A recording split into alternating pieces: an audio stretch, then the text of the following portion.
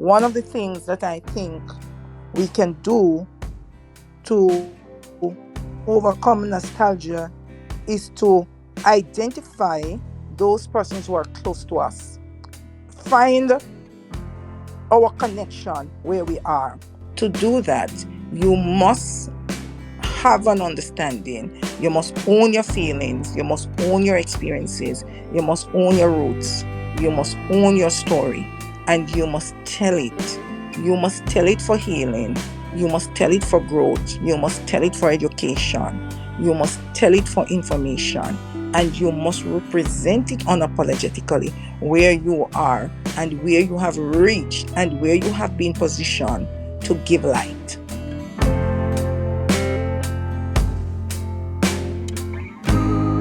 Imagine yourself as a salesperson or you are a community leader. You have been called upon to give a speech because somebody have just died. You are going to use story, right? All right. But they say you will be invited to another event because somebody have just given birth to a baby. Maybe you are going to use the same story, but this is the kick. You are never going to use the story the same way. If you know how to do this, then it appears like you have a kind of an obligation to shape a narration, to give the people, to give them something they can hold, something intangible, but they can hold it in front of them.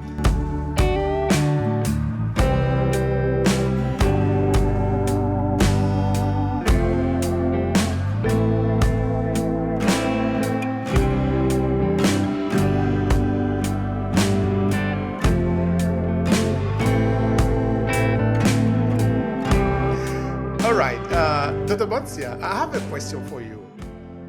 How do we overcome nostalgia with storytelling? Let's have your take on that.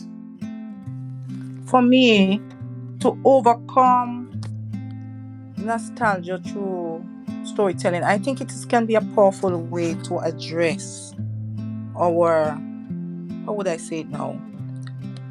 I think it's a powerful way to address our connection, meaning it is really a way that we tap into the complexities of our identity and our history and culturally preserve what is important to us as Africans because of the fact that it arises from a desire to belong, whether from a past time or place, or this longing can be rooted in a desire to reconnect. So one of the things that I think we can do to overcome nostalgia is to identify those persons who are close to us, find our connection where we are, and also use the media to have emotional healing sessions, meaning that you can start a group or have persons who are from your roots or understand your culture, and even persons who comment and who represent what it is that you are experiencing and what it is that is your culture, what it is that is your identity.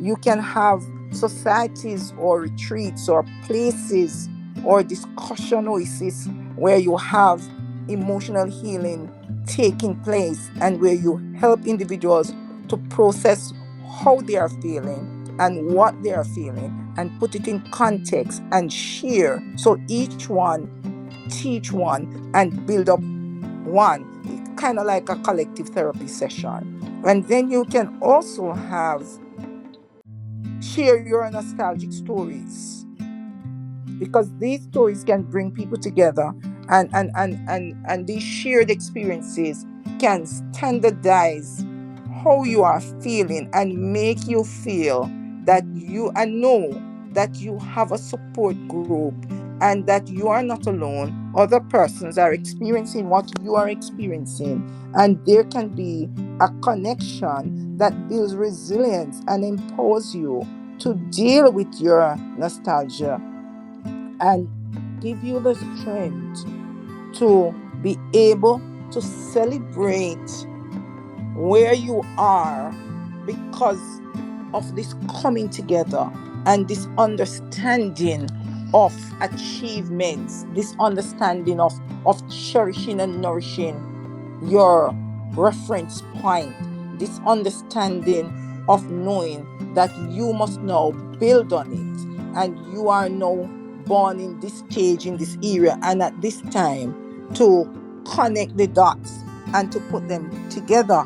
There is a wide range of nostalgic feelings or experiences that I think comes from different homelands or in ancestral homelands in Africa. And I believe that because of the talents and because of the skills and abilities and capabilities and because of the different divine assignments that have been given to each generation, you are placed in different spots and in different regions to carry on this legacy and to expand it from where you're standing. To do that, you must have an understanding. You must own your feelings. You must own your experiences. You must own your roots. You must own your story. And you must tell it. You must tell it for healing. You must tell it for growth. You must tell it for education. You must tell it for information. And you must represent it unapologetically where you are and where you have reached and where you have been positioned to give light. Thank you so much for that. That sounds to me like a kind of a deep mission, and I think that is what it really should be. All right. In 2015, I wrote a book that I titled "Amended the Stream Water." At least until recently, that actually was my bestseller because maybe because I carried out some good marketing in it, so I sold a lot of copy on it here in Italy, but of course also at the international level because the book is on Amazon. And the book was also chosen to be read here at the University of Verona, the city where I am, for people who want to understand a bit about Africa. Now, the thesis of the story was have to do with two types of justice: divine justice and man-made justice. And of course, the setting is in my culture, which is Esan, the south of Nigeria. Hello, and thank you for checking out this video. I'm Obehi, the host of the African Diaspora Storytelling Series. Every 2 weeks, we meet up on LinkedIn to talk about different ways we can leverage the power of storytelling as people of African descent. Now, this is it. We are uniting the millions of Africans in the diaspora through the power of our story. It does sound like what you are interested in. Make sure to subscribe to this channel and share this video with your friends who might need it. Now, back to today's conversation. The way I actually wrote the book is that if you take the book, you will not find time there. That I make it timeless, in the sense that I deliberately don't make any mention of any specific thing. So therefore, it is up to you to find the time of which the story was supposed to take place. Now, in the beginning of the story, you see a man by the name Oko Uje, who was living in the village that is also called Uje. Therefore, Oko Uje, of course, in my language, it would mean the son of Uje. Okay, I don't want to go beyond that here for the sake of time. Now, Oko Uje is a storyteller. He tells story to the children, and every evening, all the children will come to sit around him, and he would tell stories to them. Okay, he also happened to be the oldest man in the village. This was by accident, okay, according to the frame of the story, because the storyteller, storytelling was supposed to be his function, but he also happened to be the eldest man in the village. That is another role that he had. But now I'm talking of his role as a storyteller, just to sort of come back to what Marcia was saying before, that for me, it looked like a kind of a mission, a kind of a responsibility, the kind of almost like an obligation. And now, every evening, all the children in Obuje village will come to listen to his story. Now, at the point I was saying in the book, there was nothing of historical importance that Oko Uje needed to tell the children that he hasn't told them. Because, okay, you are telling the children the story every evening. There are 365 days in a year. If you are telling the children a story every year, at least you should finish by now.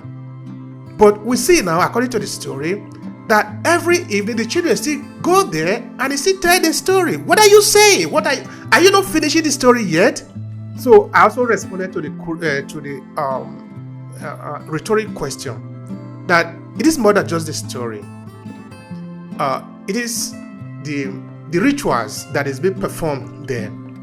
It is the staying together. It is the engagement. It is the education that need to be organic. It is not a linear thing. It is organic. It transforms in itself. You see, one of the most beautiful thing about oral narration is that it's never ending. You take a piece of story, you can retell it and retell it and retell it again. The people are never bored. Why?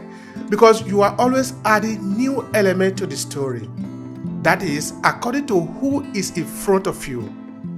You might look at that, where is that really important? Where that is actually what is going to make your story to work. Because now, imagine yourself as a salesperson, or you are a community leader. You have been called upon to give a speech because somebody have just died. You are going to use story, right? All right. But they say you will be invited to another event because somebody have just given birth to a baby. Maybe you are going to use the same story, but this is the kick. You are never going to use the story the same way.